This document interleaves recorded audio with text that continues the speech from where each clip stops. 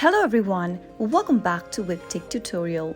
In today's video, I'm going to show you how to download Character AI application on your mobile device. If you want to get the famous Character AI application on your mobile device, then the process is quite easy. First, open your App Store or your Play Store according to your device, and then in the search box, type in Character AI. Soon after you find this application from Character.ai, tap on the Get button to begin the download. Wait until your application downloads on your preferred device. Character AI is a neural language model chatbot service that can generate human-like text response and participate in contextual conversations. After you download the app, tap on the Open button to launch Open Character.ai application. And that is how you should be able to download and install Character AI on your preferred mobile device. That is how it can be easily done.